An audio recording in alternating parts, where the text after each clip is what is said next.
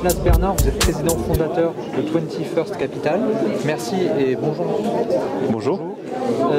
Tout simplement, pourquoi est-ce que vous êtes présent à cette première rencontre de la finance verte et solidaire? Écoutez, en réalité, 21st Capital a été créé en 2011.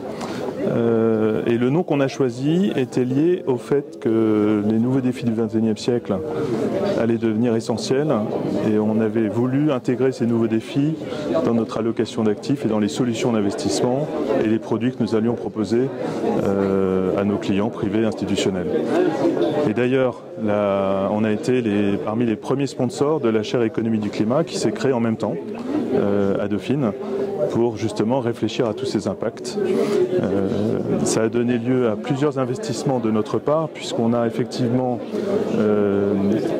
lancé le premier fonds de private equity investi dans les projets d'énergie renouvelable, donc finançant la construction d'éoliennes, les panneaux solaires, qui est devenu Green Invest.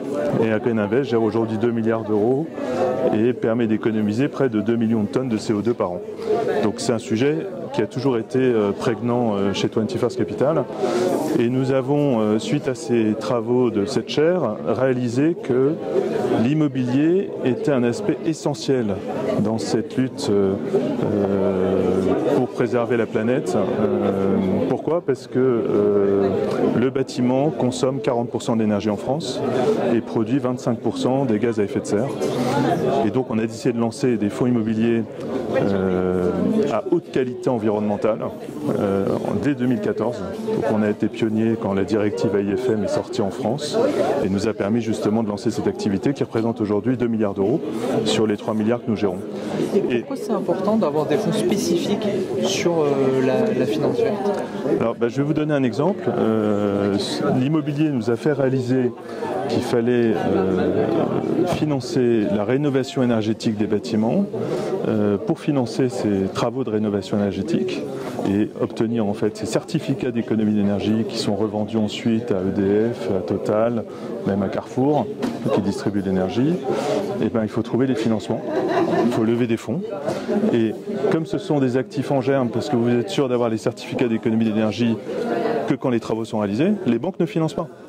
Et donc les fonds d'investissement sont parfaits pour financer ça, en equity ou en dette. Et donc on a lancé, après quelques années de recherche et développement, on a lancé ces fonds il y a 2 ans pour financer la rénovation énergétique de bâtiments. On est en train de lancer une activité de private equity pour lancer des fonds qui vont justement être article 8, voire article 9 à impact, pour justement contribuer à ces efforts. Et alors justement, la rénovation énergétique, vous en parliez, souvent on a tendance à... La finance, c'est plutôt rendement, quand on met le mot vert à côté, c'est plutôt des modèles économiques à trouver. Et vous, justement, je crois que sur la rénovation énergétique, vous avez trouvé de la rentabilité, donc ça veut dire que c'est possible. Alors, je vous confirme que c'est possible. En fait, on abandonne quand même de la liquidité, puisque les investissements que vous réalisez ne sont pas toujours liquides. On est plutôt sur des activités non cotées.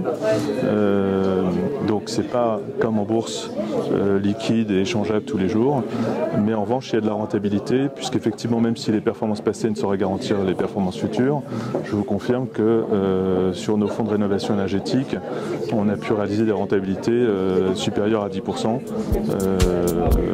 bien qu'ils ne soient pas déployés à 100% du capital. Très bien, merci beaucoup. Merci à vous.